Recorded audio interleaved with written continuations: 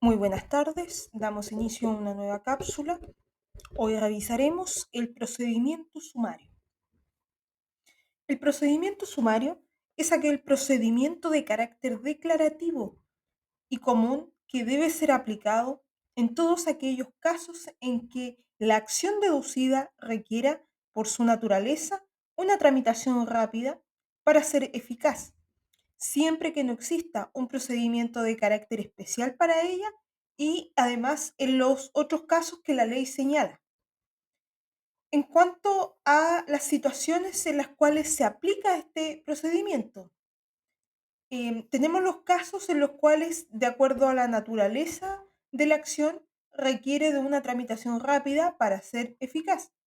Esto salvo que exista alguna otra regla especial.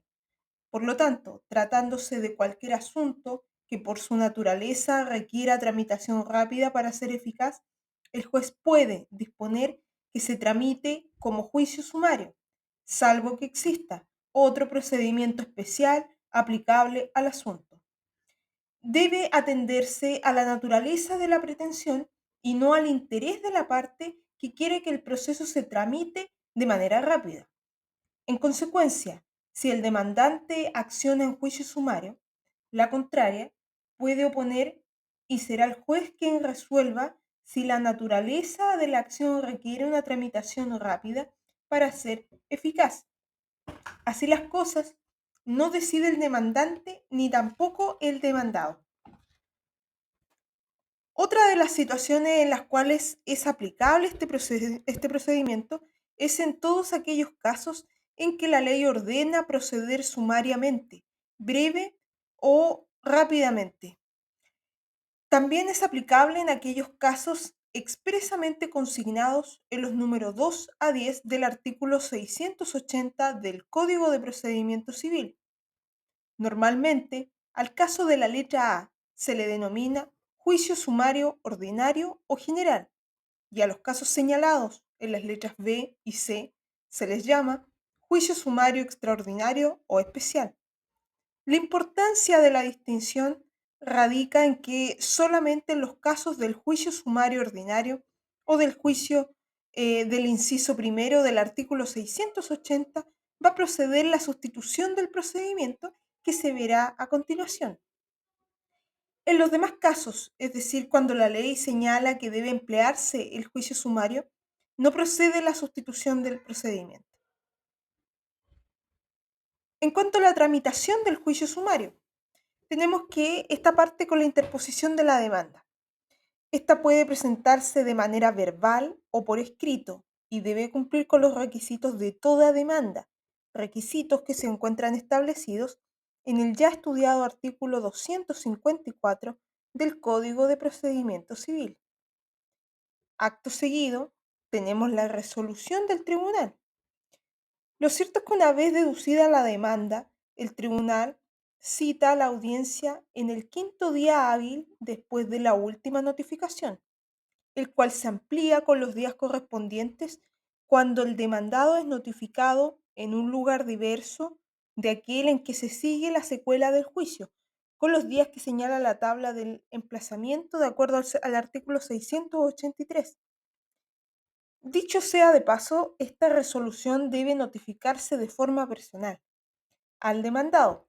En caso de ser la primera resolución que se le indica, al demandante se le notifica por el estado diario. Luego de la interposición de la demanda y la resolución del tribunal frente a ella, viene la etapa de comparendo. Aquí esta se caracteriza por los asistentes, donde lo normal será que asistan las partes y sus abogados o los apoderados de estos mismos. Sin embargo, cuando en el procedimiento se ventila un asunto que, según la ley, debe intervenir el defensor público cuando el juez lo estime necesario, este también va a tener que comparecer. Esta situación se encuentra consagrada en el artículo 683, inciso segundo, respectivamente. Cuando la ley disponga que deberá oírse a los parientes, estos también deben concurrir. Los parientes son aquellos que señala el artículo 42 del Código Civil para todos los efectos que aquí se ventilan. Respecto a las situaciones que pueden presentarse en la audiencia de comparendo, tenemos el caso en donde comparecen todas las partes. em, en el mérito de lo que se exponga en la audiencia, esto es, una vez contestada que sea la demanda, se va a llamar a las partes a conciliación y luego se recibe la causa a prueba o se cita para oír sentencia de acuerdo a los artículos 262 y 283 del CPC respectivamente. Es entonces en el comparendo cuando el demandado debe contestar la demanda y oponer todas sus excepciones. Así, tratándose de casos en que debe comparecer el defensor público, se dejará constancia de lo que pase y constancia además de lo que él exponga.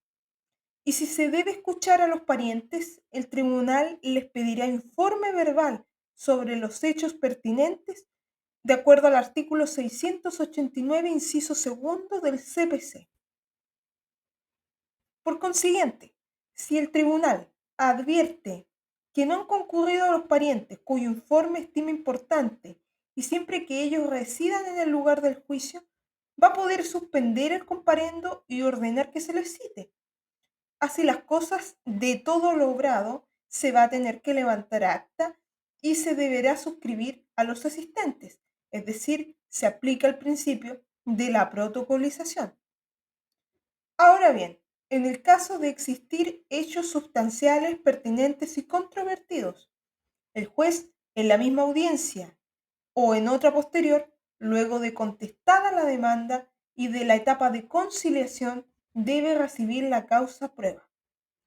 La prueba se rinde en la forma y plazo establecido para los incidentes. Para ello debemos revisar el artículo 686 del CPC, en donde encontramos que el plazo para rendir prueba en la etapa incidental va a ser de 8 días. Ese va a ser el término probatorio en el juicio sumario. Lo anterior implica que existen los siguientes términos probatorios. Término probatorio ordinario. Este dura 8 días, como bien se dijo. Y dentro de los 2 primeros días, la parte que desee rendir prueba testimonial deberá presentar una lista de testigos. Estos testigos de los cuales pretende valerse con expresión de su nombre, apellido, domicilio, profesión u oficio, de acuerdo al artículo 90 del CPC. Además de ello, podemos encontrar también el término extraordinario y el término probatorio especial. Respecto al término probatorio extraordinario, tenemos que corresponde a aquel que procede para practicar diligencias probatorias fuera del lugar en donde se sigue el juicio, evento en que el tribunal podrá, por motivos fundados, ampliar una sola vez el término por el número de días que estime necesarios, sin que en ningún caso pueda exceder del plazo total de 30 días, contados desde que se recibió la prueba de acuerdo al artículo 90. Por tanto, tenemos entonces el término probatorio ordinario, que es de 8 días. Luego encontramos el término probatorio extraordinario, que es para proceder a prácticas de diligencias probatorias que están fuera del lugar donde se sigue el juicio. Este término se podrá solicitar y genera que se amplíe por una sola vez el número de días que se tiene para poder rendir la prueba. Y este plazo no podrá exceder de 30 días, contados desde que se recibió la causa a prueba. Luego encontramos el término probatorio especial. El término probatorio especial se rige por las reglas generales y se presentan los casos de existir entorpecimientos. Aquí, si el juez recibe la causa a prueba en la misma audiencia, en ella las partes van a quedar notificadas de la resolución o, en caso contrario, van a tener que notificárseles por cédula, de acuerdo al artículo 48. Es menester señalar que, no obstante que el artículo 323 del Código señala que en la resolución que recibe la causa a prueba los incidentes se notifica por el Estado diario, ello no resulta aplicable al juicio sumario. Esto hay que tenerlo presente, pues la ley únicamente dice que la prueba se rendirá en la forma y plazos establecidos para los incidentes. Por tanto, solo nos remitimos a ello en cuanto a la duración del término probatorio. Por último, si el juez estima que no hay hechos sustanciales pertinentes y controvertidos, deberá citar a las partes para oír sentencia, luego de contestada la demanda y de llamadas las partes a conciliación. La segunda hipótesis que tenemos es que comparece solo el demandante. Aquí el juez va a recibir la causa prueba si lo estima pertinente y además puede acceder provisionalmente a la demanda, como se verá más adelante. La tercera hipótesis es cuando solamente se presenta al comparendo el demandado. Aquí si hay hechos que deban probarse, se recibe la causa a prueba y en caso contrario va a tener que citar a las partes a oír sentencia. La cuarta hipótesis que encontramos es la de la falta de comparecencia de todas las partes. Aquí ni el demandante ni el demandado comparecen y no se va a celebrar la instancia. Por tanto, la causa va a continuar su prosecución. La última hipótesis es la que se presenta cuando solamente comparece el defensor público. Aquí si la materia hace obligatoria la intervención del defensor, su ausencia no impide que se celebre el comparendo, pero concluida la audiencia, el juez dicta una resolución pidiendo informe al defensor sobre el asunto debatido. Ahora bien, luego del comparendo, ¿qué es lo que sucede con la tramitación posterior? Tenemos que vencido el término probatorio, el tribunal de inmediato va a tener que citar a las partes para oír sentencia, al igual que cuando no hay hechos ni sustanciales, ni pertinentes, ni controvertidos de acuerdo al artículo 687 del CPC. Es decir, no va a haber trámite de observaciones a la prueba.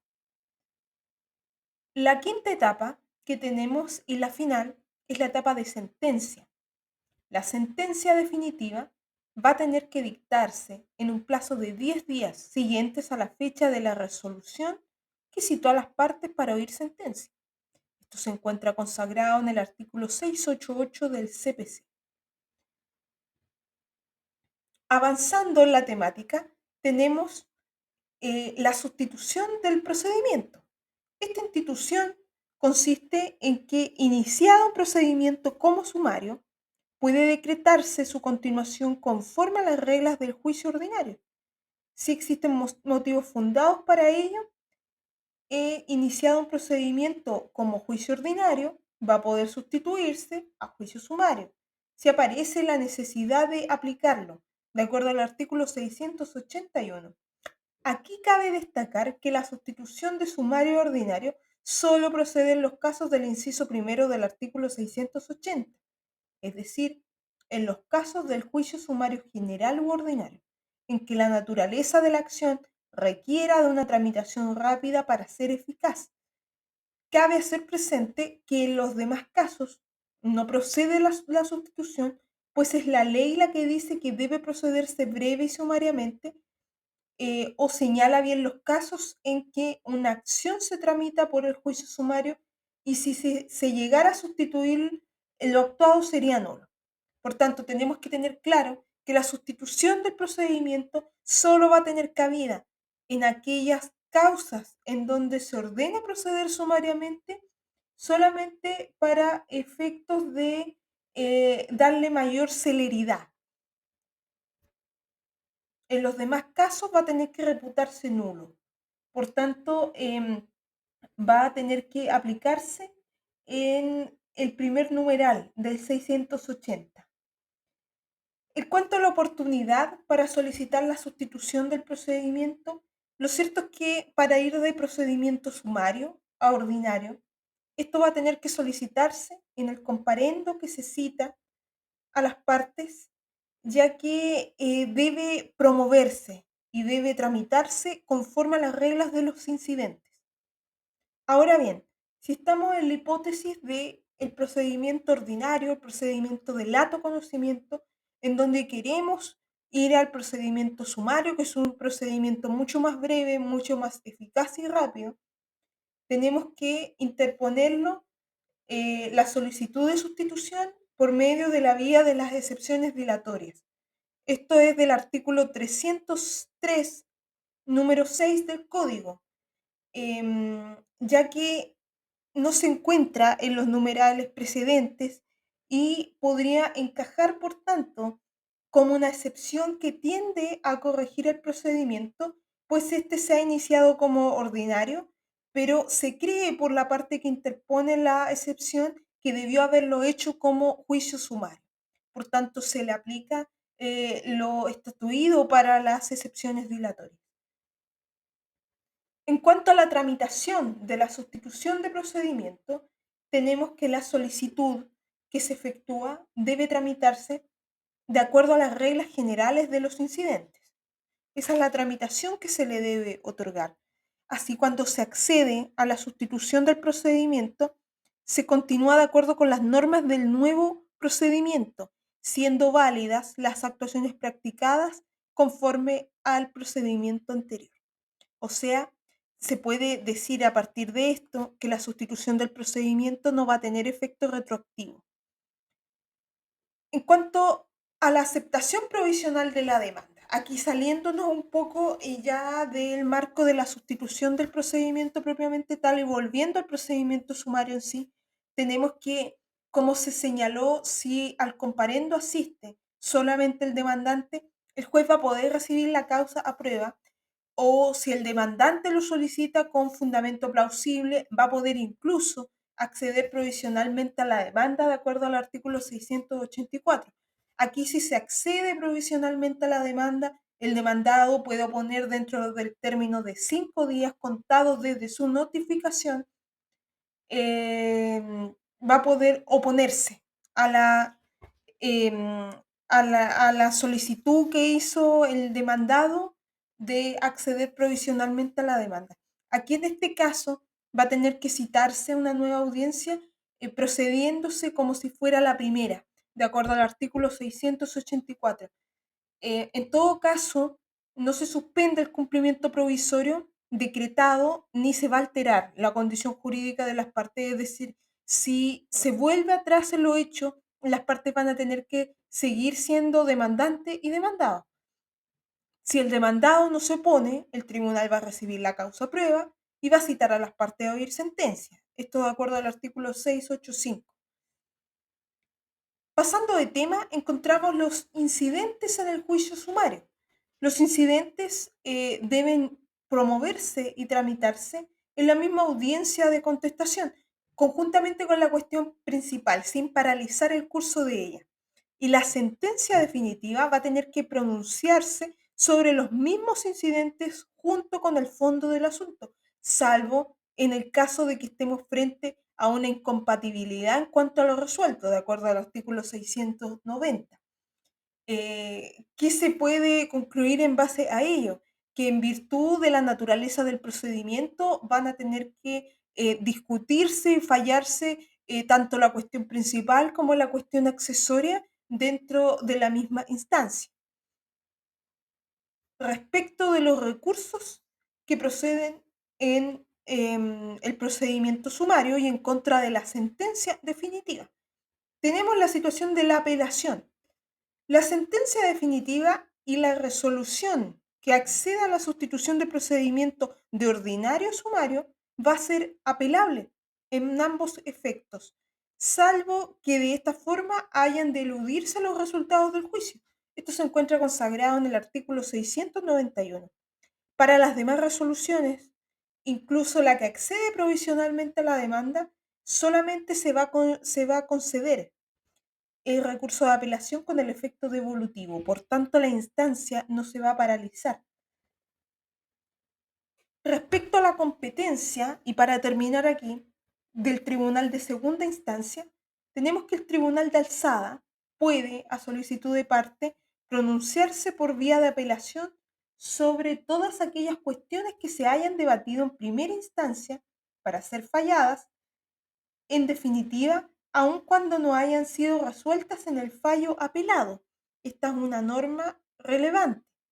Lo cierto es que en el juicio ordinario esta situación no se ve, pues si el juez no se ha pronunciado sobre todas las cuestiones debatidas, siendo compatibles, el tribunal de alzada o casa de oficio la sentencia o la devuelve para que sea completada. Y si son incompatibles, el juez está autorizado para no resolverlas, pudiendo el tribunal de segunda instancia conocer de las mismas si no estima correcta la decisión del juez. Este es un tema muy interesante. Entonces, para concluir, tenemos que el procedimiento sumario es un procedimiento verbal, es un procedimiento de carácter declarativo y de tramitación rápida y eficaz. Existen casos en los cuales se señala dónde es procedente y también podemos decir que existe la institución importantísima de la sustitución del procedimiento, que de una u otra forma es una facultad entregada al litigante, al demandante, para poder solicitar en virtud de los antecedentes y de los autos propiamente tal, si la causa en cuestión debe ser discutida de manera rápida o también puede llevarla al procedimiento ordinario si a su respecto él estima que se requiere revisar la situación con más detalle.